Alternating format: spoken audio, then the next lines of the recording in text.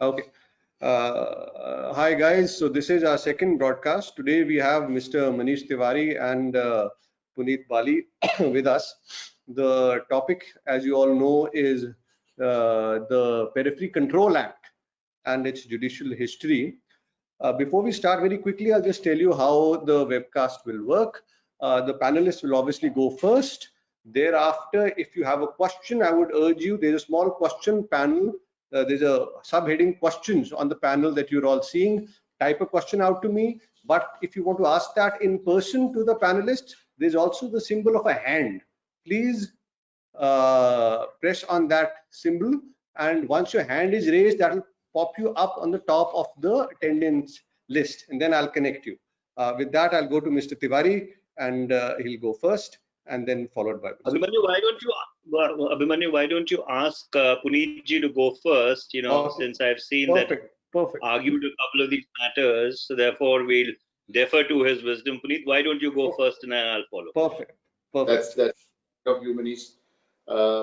Yes, now you see, as far as the Periphery Control Act is concerned, we have a little bit of background to it. We had the new capital city coming in, that's Chandigarh, and I will try to narrate it in a layman's language. I'll not try to go by provisions, sections, and just go by the layman's knowledge of what the Periphery Act is. So Chandigarh had to come and to be constructed as a new capital of Punjab, and ultimately it became a union territory to be also capital of Haryana. So the idea of legislating this enactment was because there was already big cities. There was an example of big cities which was already there, like Delhi, like Bombay, where all slums areas, other areas which were not planned, they came up because migrants came in because of the big cities, labor came in. So obviously these kind of people cannot afford to have their main domain in the city, their houses in the city. So it was legislatively thought in 1953 to come out with this legislation. And basically the aim and object was, if I remember it correctly, it says to avoid the construction of slums and ramshackle construction around the periphery of Chandigarh. So after that was the basic idea, that Chandigarh being a planned city, most organized city, which was at that time and even today, it continues to do so as the most organized city of the country, that the organization of the city and the texture of the city may be destroyed, may be spoiled, coupled with the fact that we have a green cover, we are on the foothills of the Shivaliks, we have some area which is naturally reserved forest. It continues to be naturally reserved forest within 10 miles outside Chandigarh. So all those things were kept in mind, and there was an idea that around Chandigarh, around the boundary of Chandigarh, there should be no slum development, there should be no illegal development, there should be no unplanned development. So that is how the perspective of the Periphery Control Act came into being. Now, after the Reorganization Act in 1966, we had the state of Haryana which came about, and then we had the union. The Chandigarh was declared as a union territory under the constitution. Now a very peculiar situation happens as far as the Periphery Control Act is concerned. You see, land is a state subject. It is controlled by entry 18 in the state list, and by virtue of Article 245 and 246 of the Constitution, the state has absolute clear domain over a subject which is enumerated in the state list, and this being entry 18, land therefore belonging to Punjab and belonging to Haryana had to be controlled by the legislations made by the respective states. We have a situation like we have in Article 252, where the states will make a request to the center to legislate an act, and once these states give the power to the center to legislate on something which is even a part of the state list, then by virtue of Article 252, the center can make a legislation. Like for the purpose of National Capital Region Board Act, the center has enacted the act when state of Rajasthan, Haryana, Uttar Pradesh, they have written to the center to take away their legislative domain and to legislate for them under Article 252. But under the Periphery Control Act, no exercise as envisaged under Article 252 has been exercised by the center, or the states have written to the center, that is Haryana and Punjab, to legislate for them. So what has happened is this, that under the Reorganization Act, automatically the act which was applicable to the state of Punjab became applicable to the state of Haryana. Though in Haryana in 2001 made a lot of amendments into the legislation, and therefore there are some differences in the Punjab Act and the Haryana Act. And also for the purpose of Chandigarh, this act was adopted for the territory and for the officers concerned who are part of Chandigarh, because Chandigarh, as you all know, is under central control. So there are three legislations manned by three states, which also includes a union territory, 2 states and 1 union territory. The purpose being the same, and the endeavor of the state of Punjab, state of Haryana has always been that unplanned construction around the periphery of Chandigarh within their own territory does not happen. Hello? That does not happen around Punjab and around Haryana. So this is the basic reason, the aims and object of this act is that whatever construction is made in Haryana and in Punjab, that should be totally regulated. It should not be unplanned. And if you look at the tenor of the act, it is not a very strict provision, as if you see there are provisions in both the Haryana and Punjab Act that in case you make an application and you want to make some construction in a controlled area and your application is not decided within a period of three months, then it is deemed that your permission is already granted. So basically what it seems is that the initial idea for this legislation was to have an eye upon the construction which is happening, but not to scuttle the rights of people which are already there in the land.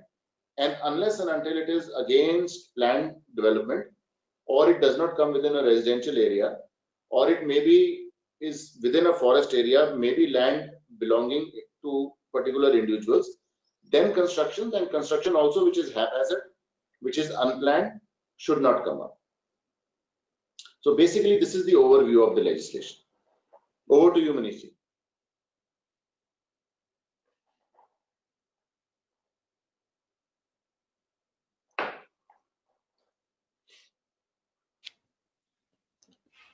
Mr. Tiwari, can you hear us?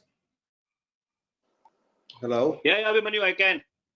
Yeah. So, Abhimanyu, I can.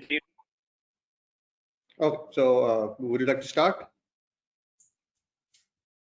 Yeah, thank you, Puneet, for that very comprehensive and holistic overview of the Periphery Control Act.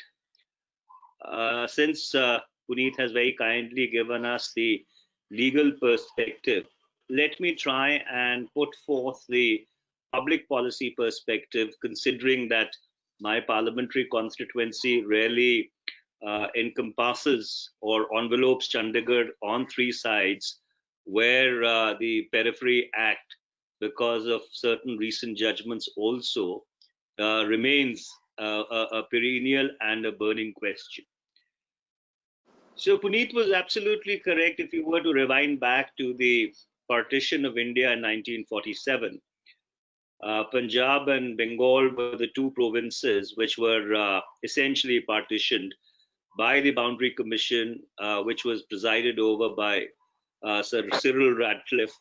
Punjab Boundary Commission used to sit at Lahore, and the Bengal Boundary Commission used to sit in Calcutta. Post the partition of the subcontinent into India and Pakistan, 2 entities came into existence on the northern side. This was the territory which earlier constituted Chitala and East Punjab, which was brought into existence in 1948. PEPSU and undivided Punjab, as it was then called, continued to function as separate entities till 1956. At that point in time, they were merged together till the time then they were demerged again in 1966 to create the state of Haryana and to augment to the state of Himachal Pradesh, which was then or before that a Part C state in the constitutional scheme. Between 1947 and 1956, there was a thinking in the then central government that India needed to create new and modern cities. And so, therefore, three cities, and in fact, this continues to be an enduring tragedy of India that in the past 70 years, we've only managed to really create three new cities, which is Chandigarh, Gandhinagar, and Bhubaneswar. I mean, we should have had 100 new cities, but that's the subject of a separate discussion altogether. And so, therefore, these three new cities were brought into existence. As Puneet was rightly pointing out, that the entire intent and object of the Periphery Control Act was that Chandigarh was to develop in two phases. The first phase consisted of Sector 1 to 29, which was 9,000 acres. And the second phase was from Sector 29 to 46, which was another, I think, from the top of my head, another 12,000 acres or so. And then, of course, Chandigarh has expanded exponentially beyond that. Now, it was felt that when you undertake the construction of a city, of a new city at such a humongous scale, you would have an influx of labor and attendance services who obviously would also require some place to put their body and soul together, some place to live. And there was an apprehension that, which is insensitive also to say the least, that there should be no slums or ramshackle construction in the periphery of Chandigarh. And therefore, this act was put on the statute. Initially, it was supposed to be a periphery of 5 miles. And subsequently, that periphery was extended to 10 miles. And in fact, Chandigarh is not the only city which has a periphery act. Gandhinagar also has its own periphery act, which of course, has been diluted by subsequent legislative enactments over a period of time, the last, I think, being in 2003.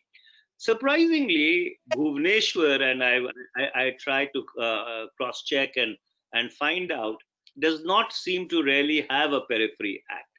But the important thing to keep in mind was that when the Periphery Act was legislated, Punjab was one state. Gujarat still continues to be one state. Bhubaneswar, though it does not have a Periphery Act, Odisha is one state. Unfortunately, or for whatever reasons, Punjab got trifurcated into Haryana. The capital became a union territory. And really, over a period of time, the act has lost its legislative intent. The legislative intent in 1953 was very clear: to stop any slums or ramshackle construction from coming up. That was the pointed objective of the or the pointed legislative intent way back in 1952. Over a period of time, what this has really morphed into is a form of control which is exercised by the state of Punjab, by the state of Haryana, and by the Union Territory of Chandigarh with regard to development in their respective areas in the vicinity of Chandigarh. So, honestly speaking, this is an act which has completely and absolutely lost its relevance.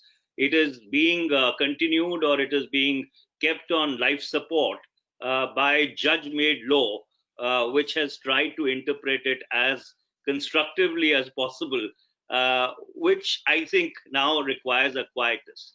In fact, the best thing to do would be if the two states of Punjab and Haryana were to actually repeal this act, and Chandigarh was to rescind the 1968 order by which they had adapted that act and rather put in place a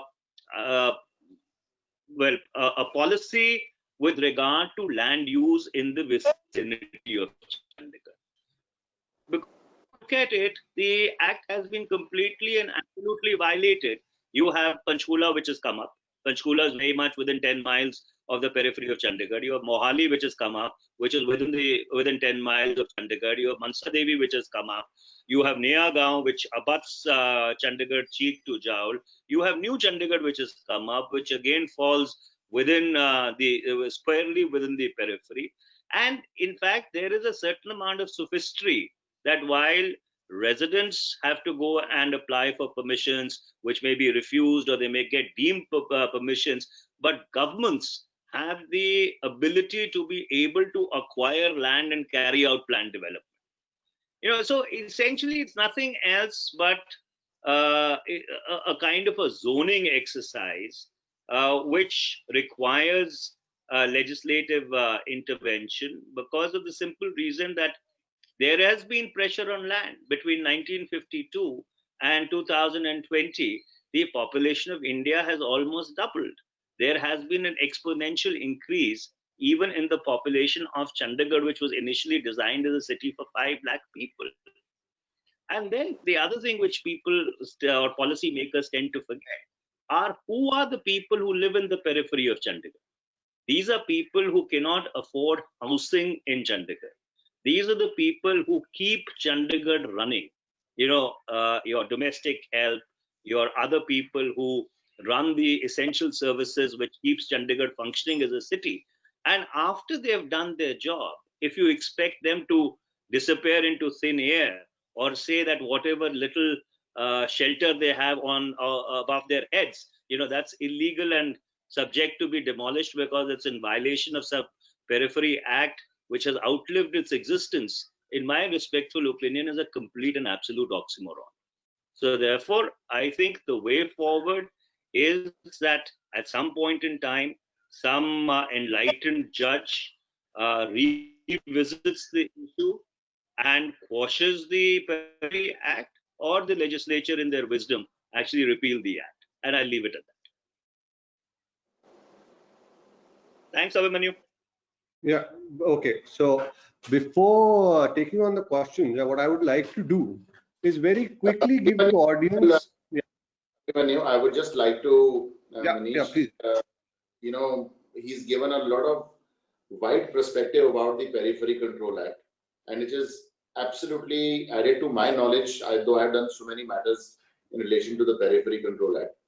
But there are 2 or 3 things before we go ahead with the discussion, just carrying forward what Manish ji was saying, which people, according to me, you see, the best way to give an interpretation to a legislation is to read it thoroughly. And the law of interpretation of a legislation is that we cannot add words to it, we cannot subtract words from it. There has been a long misconception about the Periphery Control Act saying that within the 10 miles radius of Chandigarh, nothing can be constructed.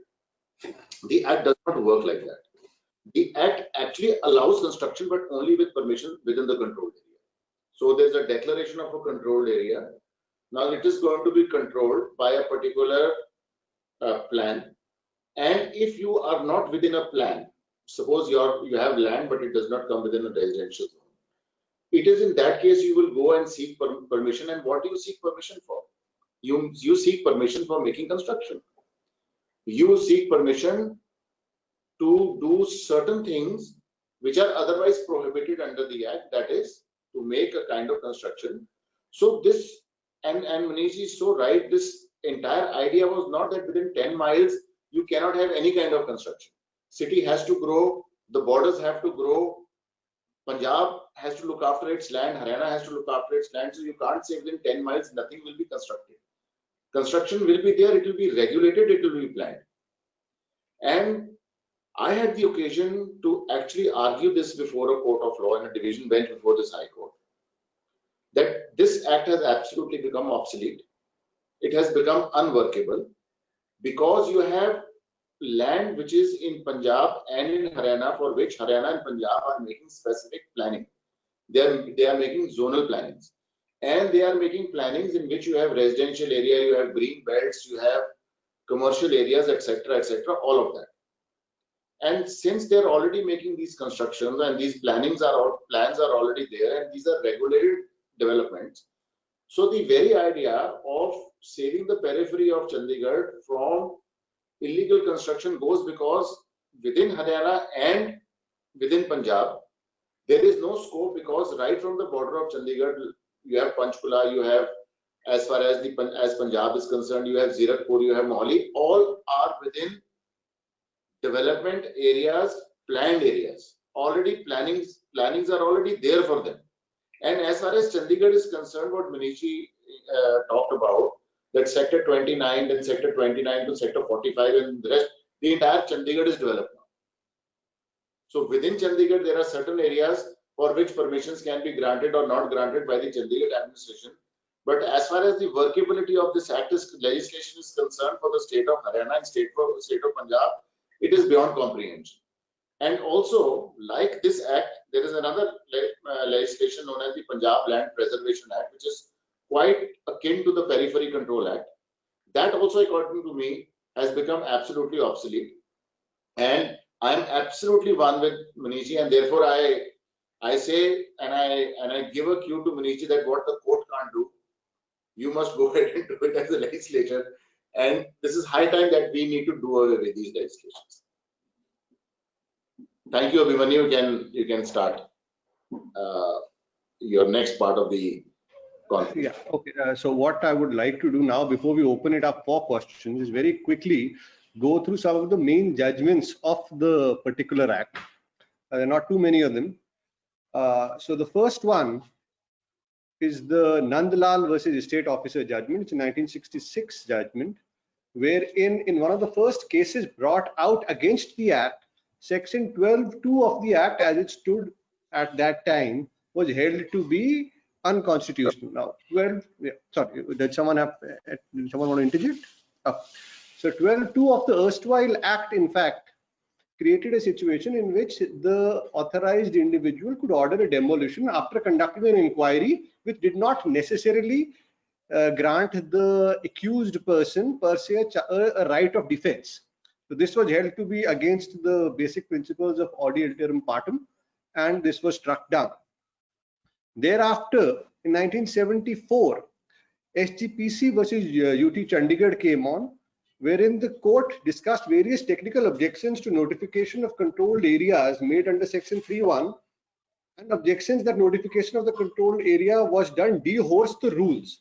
Now, this is an interesting case because this is one of the first cases which comes across after the reorganization of the state of Punjab.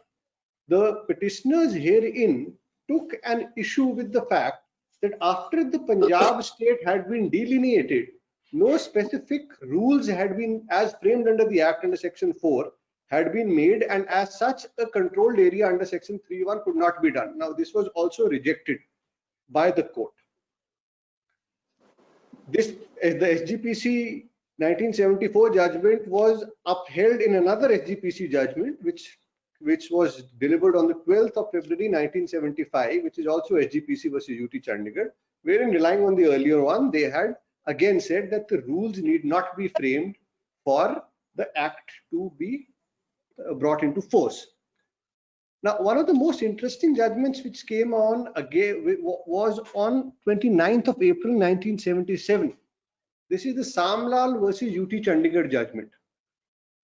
Now, this judgment centered around section 6 of the act. Now, this judgment said that whenever it is intended by a person to put the land to any kind of use other than those mentioned in section 5 and 6, then permission has to be obtained by him for same under section 11(1) from the central government. Thus, permission to erect a building in a controlled area has to be granted by the Deputy Commissioner under section 6 of the Act. Where an application made to the Deputy Commissioner under section 6(1) of the Act, permission sought for is not granted within the statutory period of 3 months, the provision of section 6 subsection 6 of the Act comes into play, and accordingly permission for the construction of the building in question was deemed to have been granted. Now, this particular interpretation did not last very long. In Sada Singh versus the state of Punjab, the Punjab High Court reversed this by saying that even if a 3-month period, which is the deeming provision under section 6, becomes over, even then the building in question does not obtain legitimacy. What the court in Sada Singh said is that the building per se has not been constructed as per the approved plan made under section 4, even a default by the government official who was supposed to approve of it, even that default will not legitimize it. So what they do is they in fact read down what they had said 3 years ago in Shamla in the Sada Singh judgment. Now, 2 more important judgments pertaining to the Act came in the year 2000. In the year 2000, in Continental Devices versus the state of Punjab, as Mr. Tiwari was saying, the court, via a very short order, notes that there are a huge number of violations of individuals, but the final order of the court is that since the government of Punjab has come on record to bring about a rehabilitation policy, the demolition is stayed and some time is granted for the matter to be taken to its just conclusion. Dr. B. Singh versus Union of India is a judgment given by the legendary Chief Justice B.K. Roy. In this, the court also changes the very paradigm of the Act by stating that it is not essential that the government officer nominated under the Act is the only government officer who can give permission for development of land. In Dr. B. Singh, the court actually goes on to hold that any government officer working within the paradigm of its own Act, that means PUDA, Punjab Urban Development Officers, or Haryana Urban Development Officers, or Chandigarh Housing Board Officers, can, without any reference to the nominated officer under the Act, also sanction plans for development and allow that development to hold true. In Dr. B. Singh, Mansa Devi colonies, certain sectors lying in the state of Haryana had been challenged by an individual, Dr. B. Singh himself, and this challenge was rejected. In 2013, a judgment by the name of Shalimar Estates versus the Union Territory of Chandigarh comes up.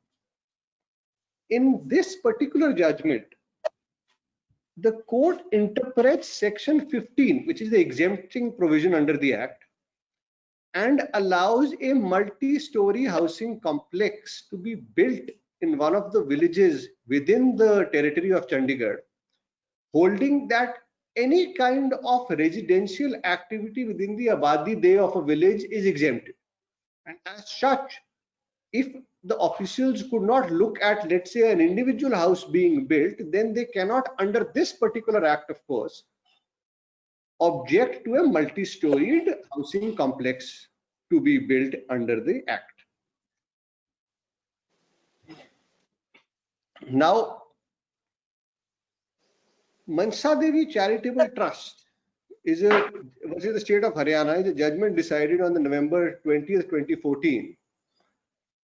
Is another interesting judgment because this is one of the only judgments that I could find where the court exercises the exemption power. So the court notes that the Mansa Devi Charitable Trust has made certain additional construction activity. This activity, in a very technical and narrow view, is against the spirit of the Act, but the court notes the good work being done by the trust, its inherent charitable nature, and then uses its extraordinary powers under 226 to actually grant permission which would ordinarily have been granted by an officer, and legitimizes the construction, which was still at that time, of course, illegal, and legitimizes that construction. Coming to the Supreme Court, we have 2 major judgments concerning the Act. The first one is Avinash Chandra Mahajan versus Bindu Sharma. In this particular judgment, the validity of the Punjab New Capital Periphery Control Act is challenged. The judgment of the High Court is overturned, but the Supreme Court refrains from actually deciding the question of validity. Now, I'll come back to this and I'll leave this open to our panelists again, because this is something interesting which we'll note. The second and more famous judgment is the Tata Camelot judgment, which came in December 2019, authored by Justice Arun Mishra, where the Delhi High Court judgment of the Tata project was upheld, and it was held that the project per se was in violation of wildlife laws. Now, the Tata Camelot judgment is also interesting because I don't think it ventures into the Periphery Control Act per se. Before returning to the panelists on 2 or 3 issues that I, as an individual, sort of observed, and before opening this debate to the public, what I wanted to point out was, in the limited research that I could do, the Act per se has mostly been used, or the cases which have come to court in 226 have mostly come by individuals. There are not very many large-scale developers or colonizers who have come to court saying that their permissions under the Act were not given. Now, if we take a converse reasoning and take that to mean that the reasons colonizers did not come seeking relief under the Act is the fact that colonizers actually did not have a problem obtaining permissions, and the points raised by both panelists about structured construction taking place in Panchkula, Mansa Devi, Mohali, the new Chandigarh mini city which is coming up. Does the Act not take a anti-individual color, wherein the government is happy to allow large-scale colonization of areas in and around Chandigarh to take place, but is in fact having issues with individuals developing land which they have gotten? That may mean an individual buying a small piece of land to have a residential house, or an individual buying a large tract of land to develop his farmhouse. So does this not bring in an anti-individual kind of issue? Because development, as we all see, is happening in and around Chandigarh as the crow flies. From Chandigarh to Panchkula to Pinjore, this entire area comes under the 10-mile radius and also under the controlled area of 5 miles. But as I said, development therein is taking place. So would one of the panelists like to please comment on the anti-individual nature of the Act? And as I said, after that, we'll open the issue to the public. Puneet sir, would you like to take this? You see, 2 or 3 things I must clarify, matter of fact. As far as the Tata Camelot case is concerned, you see, the matter was transferred to the Delhi High Court. Now, I happen to argue that matter for the state of Punjab on all the issues which were raised, and the Periphery Act was also an issue which was raised in that matter.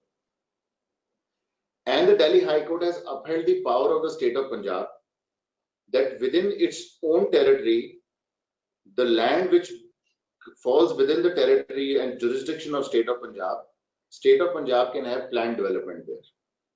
There's a categorical issue raised, and it is decided by the Delhi High Court, and Delhi High Court has also said that the Deputy Commissioner concerned will be the Deputy Commissioner of State of Punjab, and Chandigarh would have got nothing to do with issuing directions within the territory of Punjab.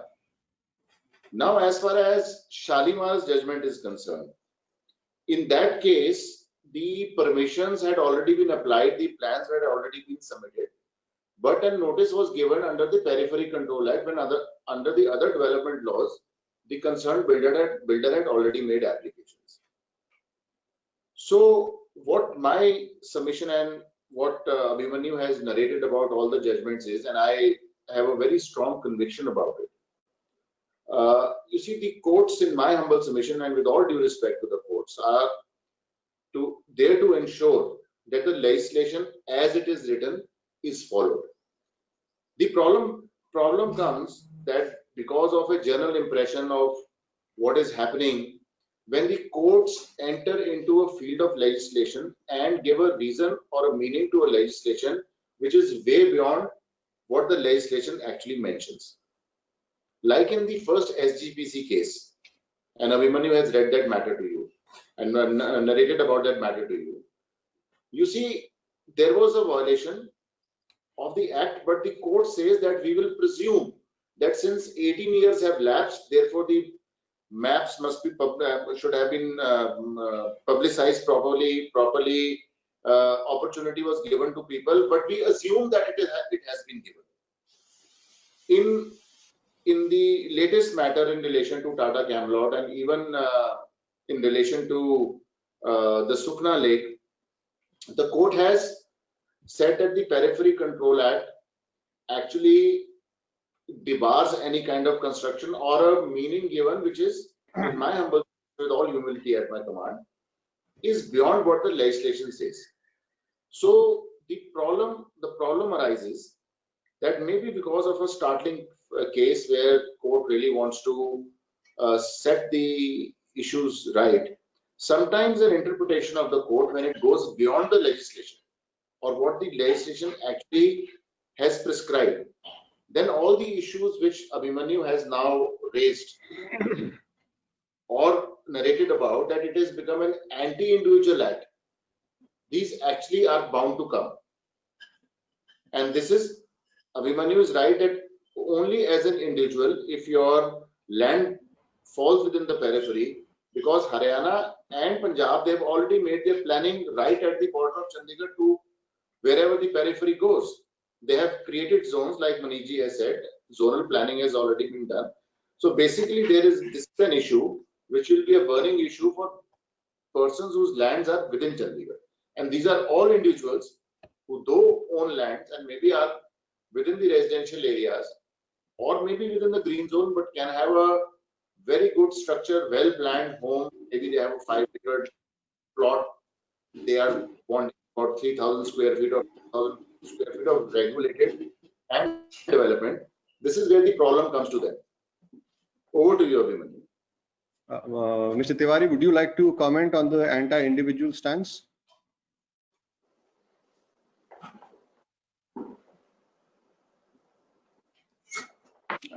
We can't hear you, sir. We can't hear you, sir.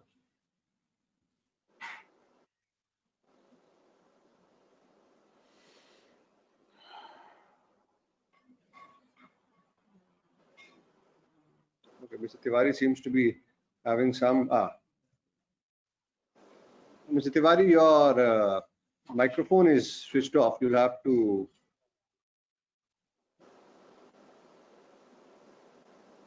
You'll just have to. Is it okay now? Yeah, it's okay now. So yeah, would you like to comment on the anti-individual stand, and then we'll take the first question.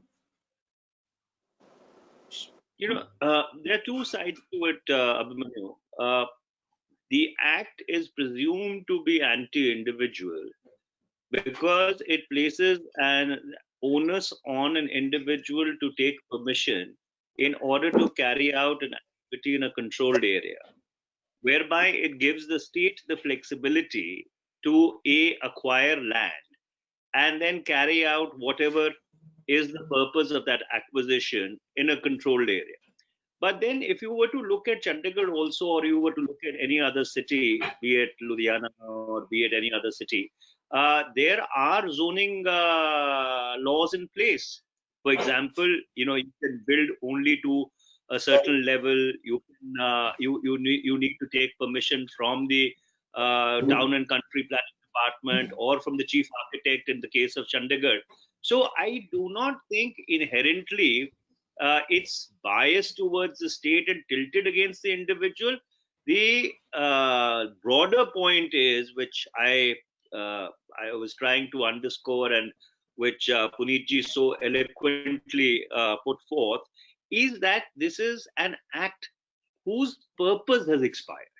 So therefore, I am not saying that you should have uncontrolled or completely unplanned construction in any part of the country, whether it is in the periphery of Chandigarh or anywhere else.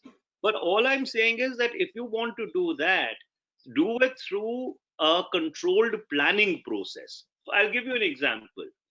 Now, this came up in one of the recent judgments also, that how did Punjab approve the master plan of Nayagaon when it, parts of Nayagaon or large parts or the whole of Nayagaon actually falls within the periphery of Chandigarh, and then of course is subject to that Sukhna Lake periphery notification of 31st of October 2004, the agreed map.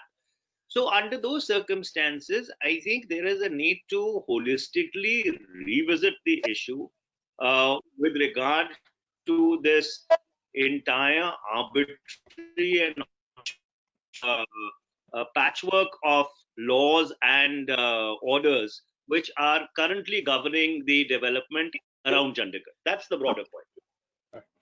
We'll take the first question. It's by Nivedita Sharma. Nivedita, I'm just going to unmute you and then you can ask the question.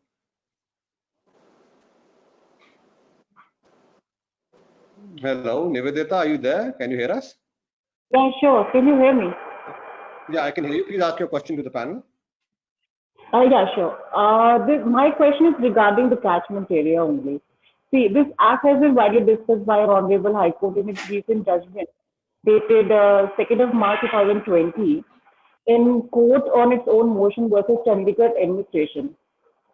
See, since our panelists have strongly recommended that the act be repealed, there is also a need to understand that these peripheral areas have also been notified as catchment areas. And the judgment in reference here regarding all the structures have been declared to be illegal.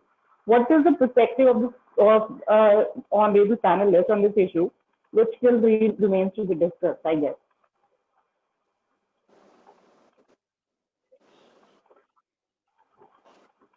Yeah. Would one of the panelists like to take the question, Mr. Tiwari?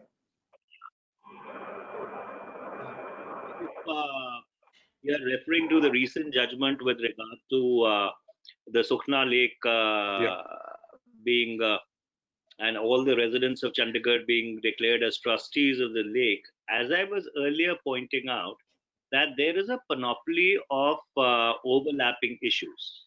So there is the Periphery Act, there is the Sukhna Wildlife Sanctuary, there is the issue with regard to what is the periphery of the lake. Chandigarh wants that the periphery of the lake should be 2.5 kilometers. Punjab wants that the periphery of the lake should be 100 meters, something which the Ministry of Environment and Forest has not permitted. They have not upheld Punjab's claim. So therefore, there are these multiple issues with regard to the outskirts of Chandigarh, which fall in different states. They essentially, the entire Sukhna Wildlife Sanctuary does not fall within the territory of the Union Territory of Chandigarh. Parts of it falls in Haryana, parts of it falls in Punjab. So therefore, does the Chandigarh administration or the Union Territory really have the remit, legal remit, to be able to enforce its own interpretation of what the periphery of the sanctuary should be on the state of Punjab and Haryana, as Puneetji was very rightly pointing out, with land being a state subject and states having absolute discretion on the use of that land, of course, subject to whatever are the Ministry of Environment and Forest and the wildlife notifications. Would Mr. Bali like to comment on the latest judgment? You see, answer, Manishji has very eloquently already explained the, answered the question which Nivedita ji has asked. But I just want to add something here. You see, the Nayagaon master plan was challenged in the Tata Camelot case, and it was upheld by the Delhi High Court. So obviously, now the judgment of the court on its own motion has come, and it is obviously subject to appeal. But I would say that once land being the state subject and Nayagaon master plan already being upheld by the Delhi High Court, you see, a more pragmatic view has to be taken, where people who have invested their life sources into buying residential property and making residences in a declared residential area by the state. So there is no violation by them. So a pragmatic view, in my humble submission, needed to be taken as far as people who have made construction with their hard-earned money in residential area, declared as residential area by the state of Punjab, which had all the jurisdiction, legal jurisdiction, and every kind of legal backing to do so. Now the question comes in relation to catchment area. Now you see, if you look at the old cities of this country, whether you look at Varanasi, you look at more old cities like that, their catchment of a lot of area in the whole country comes within the catchment area of very huge big rivers. But traditionally there have been construction, residential construction around those areas. What I'm trying to emphasize is that catchment does not mean that you cannot have any construction there. Catchment is declared. Now, it is also debatable whether the catchment has been rightly declared in Chandigarh, whether the Survey of India map is right, wrong, but I'm not getting into that. But what I'm saying is that catchment would, in my point of view, would be that you will not spoil the inflow of water into a water body by natural means, but it does not mean that in catchment you cannot even lay down a brick. But once an order or a judgment has been passed by the High Court, unless and until it is set aside in appeal, we all as citizens, as lawyers or as administrators have no other choice but to follow it. We are now connecting Mr. Vishal Agarwal. He also has a question. Let me just Mr. Agarwal, good evening, sir. Yeah. Good evening. Am I audible? Yeah, you're audible. Go ahead. Yeah, my question is to Mr. Tiwari. Good evening, sir. It was really pleasure hearing you. My question is that Quadi Act now, if it is Quadi constructions in the peripheral area, of course, there's always a discretion and interpretation of the statute by the concerned officers or the administration, which they'll act. But if it is Quadi, probably the slums or the encroachments, it is something which is per se visible to everyone, and still there is no action. I'll give you an example. If you go to Mansa Devi, you have a huge slum which has come up about in 3 or 4 years, and administration has not done anything. So my question and your take on the, I want to take on this is, isn't it the time that the legislature should in fact incorporate something in the legislation itself to pinpoint the liability of the officers and take action against them who fail to take any action during, like Mr. Bali has also said, that there are times that court may not be able to act for any ABCD reason. So it is the legislature which has to step forward. So is it not the time that legislation itself should have a mechanism, inbound mechanism to take action again in these matters, sir, especially the slums and encroachments?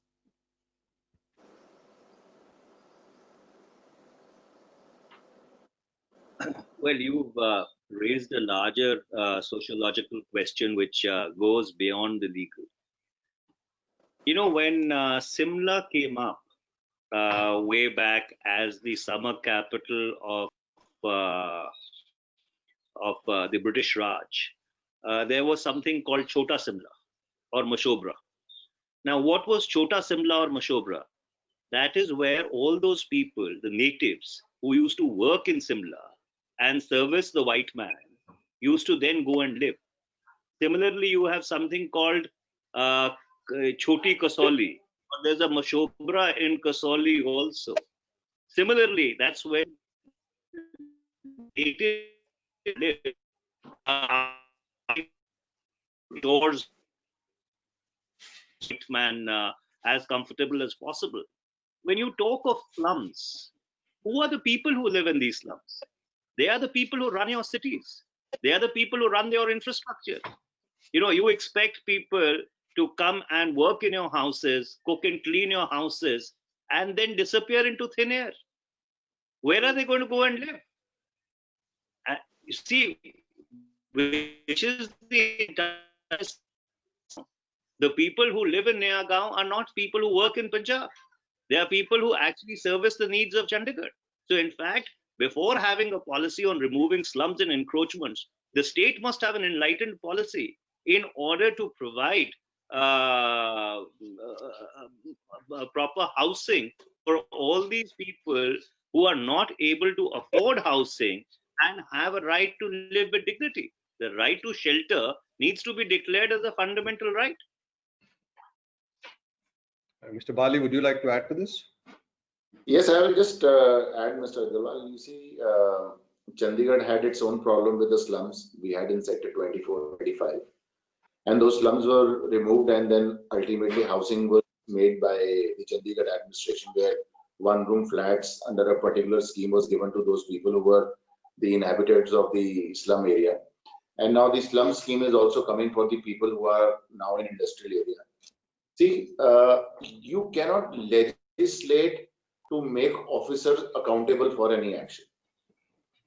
The legislations are already in place to take action against encroachers. See, encroachment is a different situation and slum is different. So encroachment is on areas which does not belong to a particular individual, and then he tries to take over that area and create something there. And slums can be, or construction can be in area which actually belongs to you. So zonal planning for Haryana and Punjab is there. You see in the Periphery Control Act after the 2001 amendment, the word deputy commissioner has been changed with the word director town and country planning. See, slums around an area again has a disadvantage of unplanned and unregulated construction. The government of the day should be alive to the fact that there are people who cannot afford housing, but they are the basic oxygen on which the cities run, like Manish ji has said. So there have to be earmarked areas. There has to be housing provided, and wherever in my submission the slums have come across, and people who have been staying there for a long time, like the Chandigarh administration has done, the Haryana should take a leaf out of their book. They must grant them proper housing subject to certain regulations. And as far as Punjab is concerned, unfortunately, as far as Zirakpur is concerned, it is a very badly planned area where a lot of construction has come over, which is though regulated, but it is absolutely berserk. In Mohali side, the construction is very regulated. In New Mullapur side, the construction is very regulated. But unfortunately, when the government came out with the plan for Naya Gaon, in which slums have been created and actually created places for residences, and also allowed under the master plan of Naya Gaon for people to apply for permissions to get their buildings regulated. Because of certain orders passed and interim orders passed by the High Court from time to time, that development could not have has not taken place.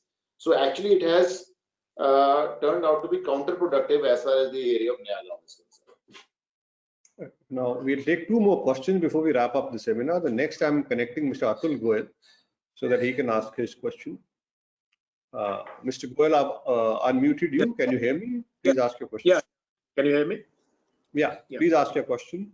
First of all, thanks to both the panelists, sir. This is actually an eye-opener session, I'll say. The bare minimum time, the way you have explained us about the act, that's really wonderful. And so my question would be that supposedly, like you have already explained, that though we have the zoning laws already in existence, now supposedly if a state under its own zoning law permits a land to be particularly used either as a non-residential area, but whereas the Periphery Act provides it to be only used under the residential area, which is under Section 11, if it is used for a particular purpose, then it can't be changed unless the permission is sought. So supposedly if there is a conflict between the two acts, then sir, which one do you think that would prevail and how to come out of this legal jackal? That's my query, sir. Mr. Bali, you probably want to take this. There is no conflict in the legislation. Now I'll talk about state of Punjab. It is the Greater Mohali Urban Development Area Gamata Act, what you call it now, which was earlier the Punjab Urban Development under the Punjab Urban Development Authority Act. So see, you under those legislations, and if you read the Periphery Control Act, it is subject to other laws of the state. So once the other laws of the state make plannings are under specific legislations, both the land on which the planning has to be made falls within the area of Punjab, and therefore under entry 18, Punjab has the right to legislate, and the state of Punjab has legislated on the area which falls within Naya Gaon, which falls within Mullapur, by an act known as the Gamata Act. Now, once permissions are granted under that act, then obviously there will be no requirement of taking a permission under the Periphery Control Act. They do not, both the acts are not in violation of each other, they are in addition of each other, or they supplant each other. Mr. Tiwari, would you like to add to this, or should I move on to the next question? You can move on, Abhimanyu. Oh, so the final question comes from Mr. Gurinder Singh. Let me just add him. Mr. Gurminder Singh, can you hear us? You're live, so you can please ask your question. Hello? Hello? Mr. Gurminder Singh, it seems, there seems to be some technical.